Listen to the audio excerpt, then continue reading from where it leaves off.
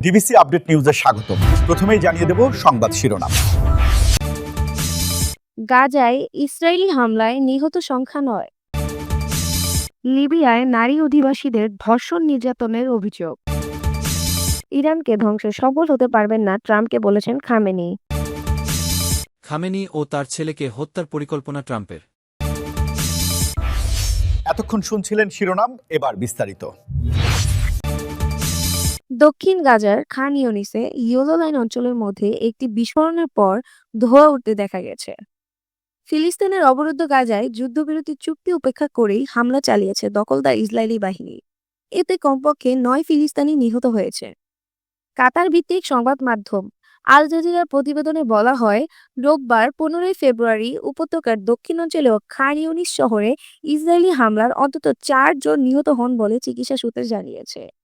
যুদ্ধবিরতি চুক্তির প্রথম ধাপে নির্দিষ্ট সীমারেখা বরাবর সেনা সদস্যদের সরিয়ে নিয়েছিল ইসরায়েল। ওই সীমারেখাকে বলা হয় ইয়েলো লাইন বা হলুদ রেখা। তথাকথিত সেই হলুদ রেখার বাইরেও এই হামলা চালানো হয়। গাজার আল শিফা হাসপাতালে সূত্রের বরাত দিয়ে প্রতিবেদনে বলা হয়, উত্তর গাজার আল ফালুজা এলাকায় বস্তুযুদ্ধের জন্য একটি তাঁবুতে ইসরায়েলি বাহিনী হামলার আরও ৪ ফিলিস্তিনি নিহত হয়েছে। হামলার বিষয়ে রোববার সকালে এক বিবৃতিতে ইসরায়েলি সেনাবাহিনী জানিয়েছে, উত্তর গাজার একটি অনির্দিষ্ট স্থানে কয়েকশো সশস্ত্র ব্যক্তি একটি ভবনে প্রবেশ করার পরেই হামলা চালানো হয়েছে।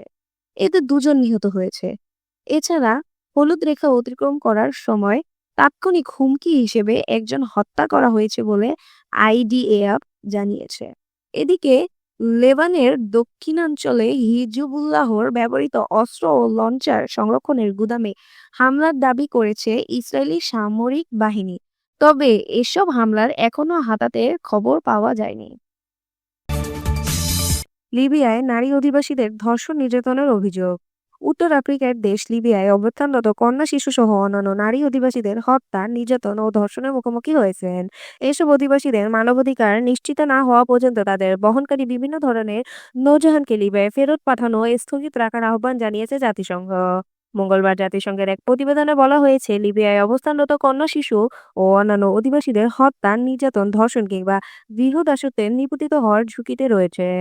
তাদের নিরাপত্তা নিশ্চিতের ব্যবস্থা নেওয়ার জন্য আহ্বান জানিয়েছে বৈশ্বিক এই সংস্থা। ২০১১ সালে পশ্চিমা সামরিক জোট নেটো সমর্থিত আন্দোলনে তৎকালীন শাসক মুলায়ম আল গাদ্দাফির পতনের পর থেকে ব্যাপক অস্থিতিশীলতার মুখোমুখি হয়েছে লিবিয়া। উন্নত জীবনের আশায় সংঘাত ও দারিদ্র্য থেকে পালিয়ে ইউরোপে পাড়ি জমাতে চাওয়া অধিবাসীদের জন্য ভূমধ্যসাগর পেরোনোর অন্যতম টার্জিন পয়েন্ট পরিণত হয়েছে দেশটি। ২০১৪ সাল থেকে বিভিন্ন গোষ্ঠীর সংঘাতে দেশটি পশ্চিম ও পূর্ব ২ অংশে বিভক্ত হয়েছে। গত কয়েক বছর ধরে ইউরোপীয় ইউনিয়নের সদস্য রাষ্ট্রগুলো অধিবাসীদের ঢল ঠেকাতে লিবিয়ায় উপকূলরক্ষী বাহিনীকে সহায়তা ও প্রশিক্ষণ দিয়ে এসেছে। আর পাশাপাশি লিবিয়ার সীমান্ত ব্যবস্থাপনা কর্মসূচিতে অর্থায়ন করা হয়েছে। দেশটির কোস্ট গার্ডের সদস্যরা সমুদ্রে উদ্ধার অধিবাসীদের আটক কেন্দ্রে ফিরিয়ে নেয়। মঙ্গলবার জাতিসংঘের মানবাধিকার বিষয়ক কার্যালয় ও লিবিয়া সহায়তা মিশনের প্রতিবেদনে বলা হয়েছে, দেশটিতে সক্রিয় বিভিন্ন অপরাধী পাচার চক্র প্রায় অধিবাসীদের ধরে নিয়ে যায় ও অপহরণ করে। আর এই অপহরণকারীদের সঙ্গে প্রায়ই লিবিয়ার কর্তৃপক্ষ ও বিশ্বের বিভিন্ন দেশের অপরাধী নেটওয়ার্কের যোগসূত্র রয়েছে। জেনেভায় এক ব্রিফিংয়ে জাতিসংঘের মানবাধিকার বিষয়ক কার্যালয়ের মুখপাত্র তামিল আল কিতান বলেন, তাদের পরিবার থেকে আলাদা ও গ্রেপ্তার করা হয় এবং যথাযথ আইনি প্রক্রিয়া ছাড়াই অনেক সময় বন্দুকের মুখে আটক কেন্দ্রে পাঠানো হয়, যা কার্যত স্বেচ্ছাচারী আটক।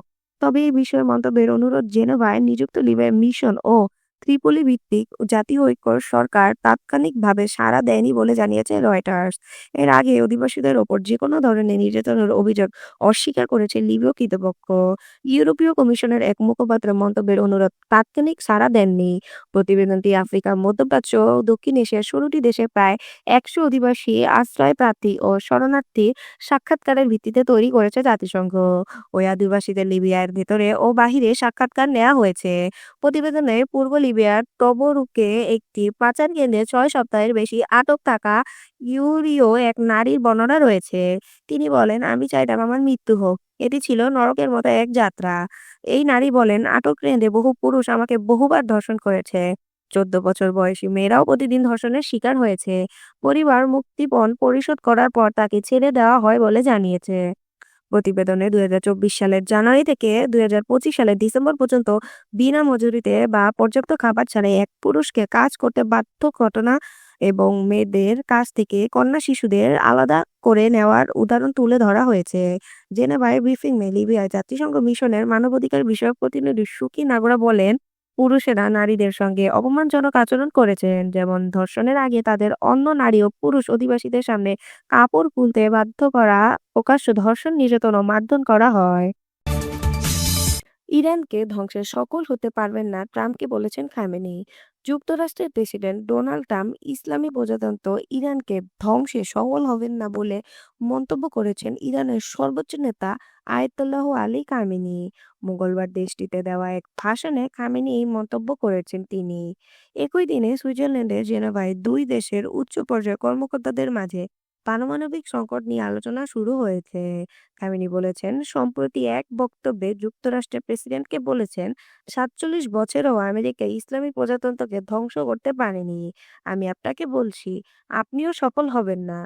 মঙ্গলবার জেনেভায় তেহরান ও ওয়াশিংটনের দ্বিতীয় দফার আলোচনা শুরুর মাঝেই খামেনি এই মন্তব্য করেছেন। এর আগে ফেব্রুয়ারির শুরুর দিকে দুই দেশের মাঝে প্রথম দফার আলোচনা অনুষ্ঠিত হয়। গত বছর ইরান ইসরায়েলের যুদ্ধের সময় আগের আলোচনা ভেঙে পড়ার পর এই বৈঠক অনুষ্ঠিত হয়েছে। গত মাসে সরকার বিরোধী বিক্ষোভ, ইরানের প্রাণঘাতী দমন পীড়নের পর যুক্তরাষ্ট্র উপসাগরীয় অঞ্চলে একটি বিমানবাহী রণতরীর বহর মোতায়েনের পর নতুন করে এই আলোচনা শুরু হয়েছে। ভাষণে সতর্ক করে দিয়ে খামেনি বলেছেন, উপসাগরের মোতায়েনে করা যুক্তরাষ্ট্রের যুদ্ধজাহাজ ডুবিয়ে দেওয়া হতে পারে। তিনি বলেন, আমরা বারবার শুনি তারা যুক্তরাষ্ট্র ইরানের দিকে একটি যুদ্ধজাহাজ পাঠিয়েছে। যুদ্ধজাহাজ নিঃসন্দেহে একটি বিপজ্জনক অস্ত্র, কিন্তু সেটিকে ডুবিয়ে দিতে সক্ষম অস্ত্র আর বেশি বিপজ্জনক। যুক্তরাষ্ট্রের সঙ্গে আলোচনার ফলাফল নিয়েও সংশয় প্রকাশ করেন খামেনি। তিনি বলেন, বাস্তবে আলোচনার খুব বেশি সুযোগ নেই। যদি আলোচনা হয় তাহলে আগেভাগে আলোচনার ফল নির্ধারণ করে দেওয়ার ভুল ও উন্মাদনার শামিল। ইরানের পারমাণবিক কর্মসূচি পরিত্যাগের জন্য যুক্তরাষ্ট্রের আহ্বানের বিষয়ে এমন কথা বলেছেন তিনি। গত বছরের জুনে ইসরায়েলের সঙ্গে ইরানের ১২ দিনের যুদ্ধে যুক্তরাষ্ট্র স্বল্প সময়ের জন্য ইরানের গুরুত্বপূর্ণ পারমাণবিক স্থাপনায় হামলার অংশ নেয়। যুদ্ধের আগের ৬০% বিশুদ্ধতায় পৌঁছে সমৃদ্ধ ইউরেনিয়ামের মজবুত ইরান ও যুক্তরাষ্ট্রের মধ্যে অন্যতম প্রধান বিরোধীদের বিষয় হিসেবে রয়ে গেছে। যুক্তরাষ্ট্র বারবার শূন্য সমৃদ্ধকরণের আহ্বান জানিয়েছে এবং আলোচনায় ইরানকে ব্যালিস্টিক ক্ষেপণাস্ত্র কর্মসূচি ও অঞ্চলে সশস্ত্র গোষ্ঠীগুলোকে সমর্থনের বিষয়টি অন্তর্ভুক্ত করতে চেয়েছে, যা ইসরায়েলেও আলোচনা আনতে চাপ দিয়েছে। তবে ইরান বলেছে, ইউরেনিয়াম সমৃদ্ধ করার অধিকার নিয়ে কোনো অপোষণ করা হবে না এবং আলোচনা কেবল পারমাণবিক ইস্যুতেই সীমাবদ্ধ থাকতে হবে। খামেনি বলেন, মার্কিন প্রেসিডেন্টের বক্তব্য কখনো হুমকিমূলক, কখনো কি করা উচিত আর কি করা উচিত নয় তা নিয়ে নির্দেশনামূলক ইরানি জাতির উপর আধিপত্য প্রতিষ্ঠার আশঙ্কাই প্রকাশ করে। পারমাণবিক বোমা তৈরির সম্ভাব্য কোনো পথ খোলা রাখা হবে না বলে ইরান যদি প্রতিশ্রুতি দেয়, তাহলে দেশটিকে সীমিত পরিসরে ইউরেনিয়াম সমৃদ্ধকরণ চালিয়ে যাওয়ার অনুমতি দিতে পারেন মার্কিন প্রেসিডেন্ট ডোনাল্ড ট্রাম্প। মার্কিন সংবাদ মাধ্যম অ্যাক্সিওসের এক প্রতিবেদনে ইরান সংকটে যুক্তরাষ্ট্রের প্রেসিডেন্ট এমন অবস্থান নিতে পারে বলে ইঙ্গিত দেওয়া হয়েছে। তেহরান যদি ওয়াশিংটনের দাবি না মানে, তাহলে ইরানের সর্বোচ্চ নেতা আয়াতুল্লাহ আলী খামেনি, তার ছেলে ও সম্ভাব্য উত্তরসূরি হিসেবে বিবেচিত মোজতবা খামেনি এবং দেশটির ক্ষমতাসীন অন্যান্য নেতাদের হত্যার পরিকল্পনাও রয়েছে ট্রাম্পের। মধ্যপ্রাচ্যে যুক্তরাষ্ট্রের ক্রমবর্ধমান নৌ ও সামরিক উপস্থিতির মাঝে খামেনি ও তার উত্তরসূরিকে হত্যায় মার্কিন প্রেসিডেন্টের পরিকল্পনার বিষয়ে প্রতিবেদন প্রকাশ করেছে সংবাদ মাধ্যমটি। এতে যুদ্ধ ছাড়াই ইরানের পারমাণবিক সক্ষমতা সীমিত করার জন্য সমঝোতায় পৌঁছানোর ক্ষেত্রে ওয়াশিংটন ও তেহরানের শেষ সীমার মাঝে একেবারে সামান্য সুযোগ থাকতে পারে বলে ইঙ্গিত দেওয়া হয়েছে।